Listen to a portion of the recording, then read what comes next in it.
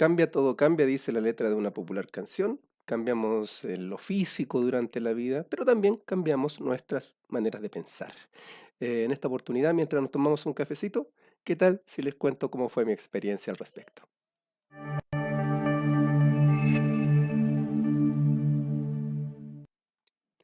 Aquí Marcelo Ex, de todo un poco, laboratorista dental, comunicador, locutor, escritor, guionista. Y bien, bueno, en un capítulo pasado les contaba de mi experiencia en el museo, de mi experiencia con los temas más científicos, pero eso no fue así como de la nada, sino que tuvo una génesis y también fue parte de un largo camino. Cuando chico, yo creo que todos los que nos criamos en los 80 tenemos estas memorias, ¿se acuerdan? Bueno, ahí está una foto mía cuando chiquitito. Me gustaba mucho leer los libros. Mi papá me incentivaba mucho. Mi papá siempre ahí con los libros, la lectura. Él compraba revistas científicas como Creces y nos encargaba a mi hermano y a mí que leyéramos un reportaje X y él en la noche llegaba y nos preguntaba de qué se trataba ese reportaje que habíamos leído. Teníamos que hacerle casi una disertación a mi papá. Era una tarea que nos daba una vez a la semana por lo menos y que nos mantenía también leyendo temas muy, muy interesantes en estas revistas. También, bueno, producto de la escuela.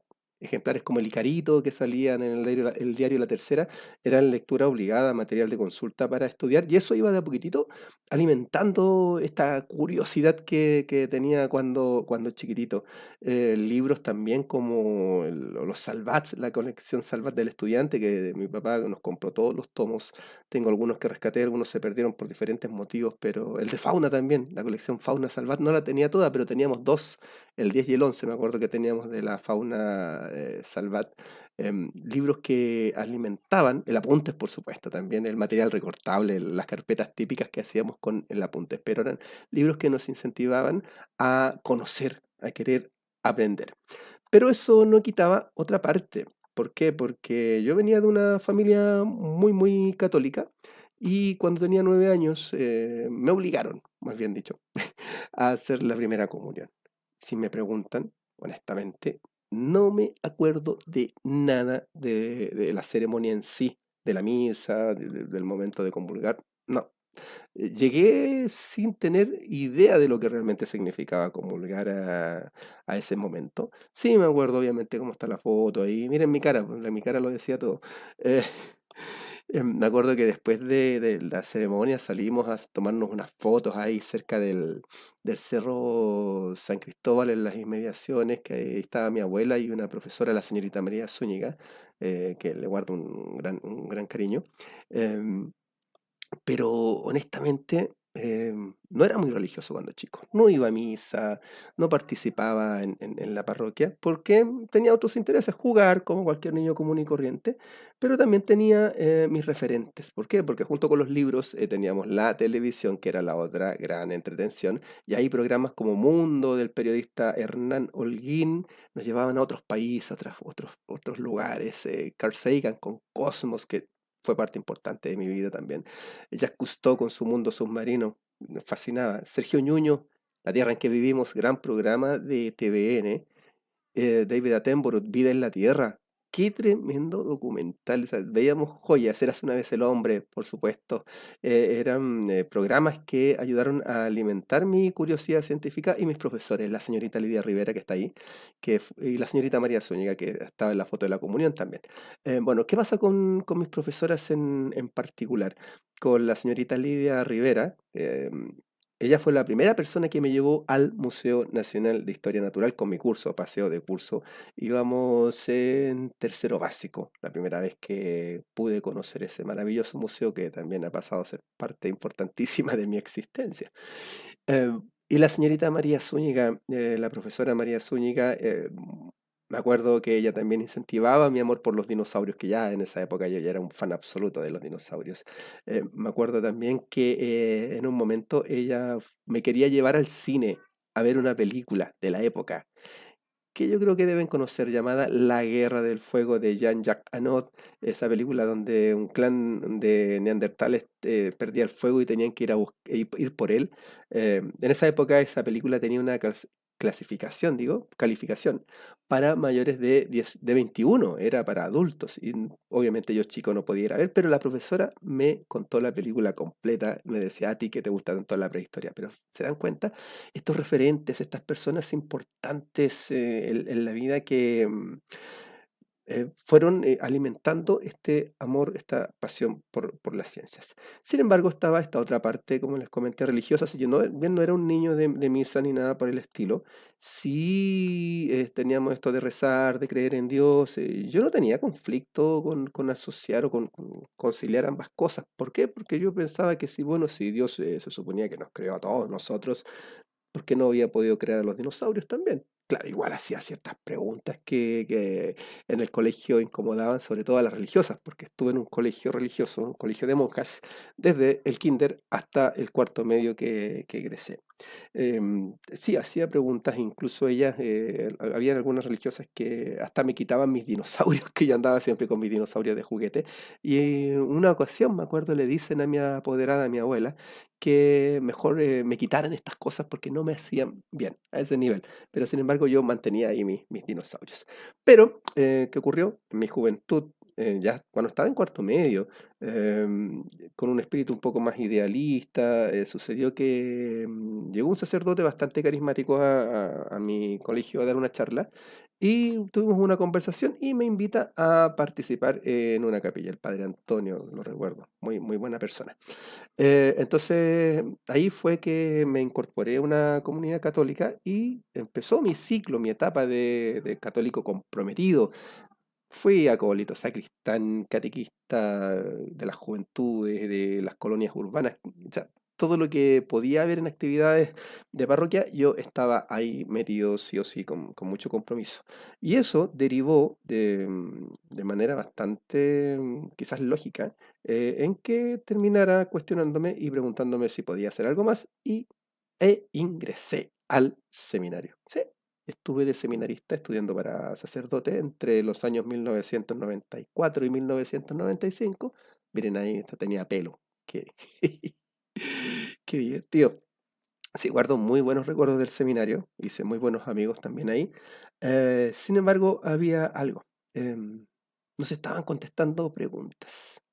Además, la estructura rígida de la iglesia chocaba con mi forma de ser cuestionadora, con mi forma de ser que quería saber más. Me acuerdo que en algún momento uno de los sacerdotes me dijo que si yo no estaba dispuesto a seguir los mandamientos de la Santa Madre Iglesia, que no sabía que yo estaba haciendo ahí. Y eso era porque yo cuestionaba cosas como el celibato, cuestionaba la estructura rígida de la iglesia. Sí, sí, se me tenía por un seminarista bastante rebelde. Y bueno, eso me llevó a salir del seminario y tras mi salida, ¿qué ocurrió? Comencé de a poco a alejarme. Estuve un tiempo que seguía participando en la capilla, pero poco a poco ya no iba tanto como antes, dejé ciertas actividades. También mi sistema de creencias se vio bastante cuestionado, pero ojo, no fue porque me haya pasado algo raro en el seminario, no, ustedes saben el historial de la iglesia, pero en el caso mío no fue así. ¿Ya? Tampoco vi nada extraño que me hiciera cuestionar a la iglesia desde ese punto de vista de los abusos sexuales ni nada por el estilo. Solamente fue un asunto de evolución de pensamiento. Y poco a poco comencé a dejar la creencia de lado. Eh, También coincidió con que empecé a retomar libros que había dejado de lado. Me enteré de la existencia de grupos escépticos a los cuales comencé a asistir, a reuniones, a charlas, a conversar con gente, a conversar con gente ya más del ámbito académico. Esa semilla que estaba plantada desde niño en mí, de este espíritu de cuestionar, comenzó como a germinar otra vez. Y cuando llegué a internet, también grupos de debate, comencé a tener acceso a más material, también comencé a afinar esta capacidad de filtrar también la información a la cual iba teniendo acceso. Y hubo dos eventos en particular que me marcaron, porque en ese momento yo estaba adoptando una postura ya más agnóstica, que es esta postura cómoda donde tú no crees, pero tampoco niegas, y estás ahí como una especie de limbo. Y primero, leo un libro de un amigo, que ese libro se llama Travesía hacia Vulcano, donde es un libro de pensamiento crítico que te enseña desde la perspectiva de cómo funciona el cerebro, cómo también se van adaptando los sistemas de creencias. Ese libro me ayudó bastante. Y lo otro fue que pude ver nuevamente, completa y sin la censura que le puso Canal 13 en los 80 cuando la exhibió, la serie Cosmos. Sí, Canal 13 la cortó, la mutiló, e incluso hubo un capítulo completo que no pasaron. Entonces, al tener acceso a Cosmos completa, incluso con su material adicional, fue un nuevo despertar. Y ahí fue como un parteaguas en mi vida y ya no más postura, sino que ya pasé a ser completamente escéptico. Le hago el quité a la palabra ateo porque es como dar una concesión a la creencia. Es como que si un ginecobstetra se dijera a sí mismo que es una cigüeña o un astrónomo se dijera que es un zodiaco, ¿ya? Me volví más, como les digo, de espíritu crítico, y el que ya tú vayas como acercándote más a las ciencias, al mundo natural y todo eso, no es que uno busque no creer, sino que simplemente ya la creencia no cabe dentro de lo que tú ya estás encontrando en tu vida. Entonces, me volví un escéptico completo. Em, Tiempo después, 2017, me acuerdo, estaba viendo las noticias y veo un reportaje sobre la Iglesia Católica que hablaba sobre la pérdida de feligreses y decía la Iglesia Católica enumera en tantos sus adeptos. Y yo dije, bueno, ya hace rato dejé de creer, ya no participo en nada, porque me tengo que seguir contando católico. Entonces hice lo siguiente. Escribí y solicité un trámite que formalmente se llama así: Declaración de acto formal de abandono a la iglesia, o más bien conocido como el trámite de apostasía. ¿En qué consiste esto? En que tú puedes renunciar de forma oficial a tu religión. Está en la religión católica, en varias otras religiones también se puede hacer esta renuncia formal y voluntaria. Así que solicité mi trámite. Me llega un correo electrónico de vuelta con un día, una hora, para tener la entrevista. ¿De qué se trata esta entrevista? Yo ya conocía cuál era el proceso. De esa entrevista te ves ahí con un sacerdote, algún obispo, alguien de la iglesia, cuya misión es convencerte de que no hagas abandono de la fe. Entonces veo quién me va a entrevistar y llego ese día a la reunión, que fue en la vicaría al lado de la Catedral de Santiago y en Plaza de Armas. Me hacen pasar a una oficina, a una sala más bien dicho, hermosa.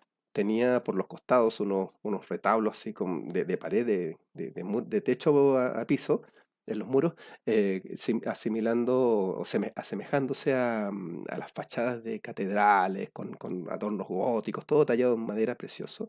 Un estrado, un escritorio enorme de madera muy fina, unos escalones arriba, así, en un estrado, y al fondo también, atrás, un retablo también asemejando la cúpula de una catedral. Hermosa la oficina, preciosa. Y ahí estaba sentado el obispo que me iba a entrevistar, con su traje oficial, así, con su solideo, el gorrito este rojo o púrpura que se ponen en la cabeza, y con este gesto, mirándome en silencio. Y yo me senté en una silla toda piñufla y mirando hacia arriba de vuelta. Y este obispo me miraba y me dice, yo a ti te conozco. Y le respondo, claro que me conoces, pues weón, si fuimos compañeros en el seminario, que te olvidaste de mí. Y ahí el obispo cambia totalmente su expresión, se para, baja, me da la mano, me da un abrazo, oye, ¿cómo estás? Tanto tiempo. Toma una silla, se sienta a mi lado, llama a la secretaria, le pide café con galletitas y todo eso. Y nos pusimos a conversar un buen rato de la vida, poniéndonos al día. Y al final me dice, oye, pero ¿qué te pasó si tú eras un seminarista tan comprometido? Y yo le dije, mira, fue simplemente evolución de pensamiento, así que no perdamos el tiempo y firmemos el papelito. Y así fue, pues incluso se te pide un testigo y la secretaria que estaba ahí, él la llamó, le dijo, oye, usted podría oficiar de testigo de esto.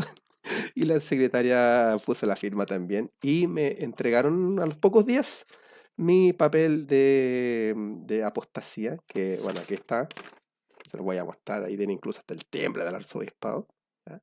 De la Cancillería, donde yo hago la renuncia formal a la religión. Eh, no tengo religión en este momento, soy lo que se llama un apóstata al costado del camino y de la vereda. Pero bueno, esto vino a complementar, vino a cerrar este ciclo. Yo necesitaba que esto se terminara de alguna vez, de alguna forma. Mucha gente me dijo, pero puchi, ¿para qué lo hiciste? Si no era necesario. Y sí, es necesario. Es como que tú estuvieses en un partido político en el cual no te sientes a gusto, ya no estás de acuerdo con los ideales y quieres salirte, lo puedes hacer. Entonces, para mí fue eso. Ya no estaba de acuerdo con esta institución y quise retirarme. Y de ahí ya empecé también a enfocarme más en mis labores, bueno, obviamente mi vida, mi trabajo, mis cosas, pero también empecé a volcarme al campo de la divulgación científica, sobre todo los grupos de paleontología con los que estoy hasta hoy, que ha sido un proceso hermoso, una etapa linda de mi vida, ya sin ningún tipo de ataduras, digamos, ideológicas, ¿ya? O de creencias, de sistemas de creencias. Y bueno, ¿de qué sirve todo esto al fin y al cabo? Em, para aprender también a aceptar las creencias del resto, ¿sí? Porque en mi nueva forma de pensar, o sea, ya no es nueva, pero en mi forma de pensar actual, comprendes que cada cual puede creer lo que quiera, ¿ya? Simplemente es respeto. Em, claro, obviamente lo que sí no soy muy tolerante y lo admito es cuando llega gente a imponer sus formas de pensar a otros lados. Por ejemplo, me pasaba mucho en el museo la exposición de los dinosaurios que llegaban, incluso, de verdad, me llegaron un par de personas con evangélicos con la Biblia ahí a sacármela en medio de la exposición, y ahí yo, párele, me llegaban terraplanistas a hablar estupideces, párele, me llegaban negacionistas de los dinosaurios, y yo, ya, todos los que me vieron alguna vez ahí debatir con este tipo de gente saben que soy pesadito en ese sentido, pero eso no quiere decir que yo tenga que salir a imponerle al resto una forma de ver el mundo. Y aprendes mucho más del respeto. Tampoco uno deja de ser o se vuelve una mala persona por dejar de creer. También me pasó que alguien me cuestionó, me dijo, "Oh, ahora tú ya que no crees y eres apóstata, dejaste de ser buena persona". Y no, no se trata de eso. Simplemente que trato de hacer bien las cosas o trato de ser un buen tipo. ¿Por qué? Porque sí, nomás, porque es lo que corresponde. Nada más que por eso, no porque vaya alguien a amenazarme con que me va a dar un cielo o me va a mandar al infierno si es que no hago lo que me dicen, ¿ya? Entonces dejas de tener estos incentivos sobrenaturales sobre ti y ya pasas a pensar de un modo un poco más racional, y eso es lo que se busca. Y bueno, amigos, esta es la experiencia que quería compartir en esta oportunidad.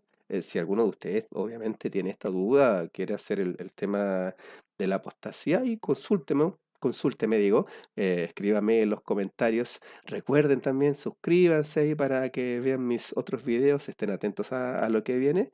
Y un abrazo gigante aquí de su amigo Marcelo X.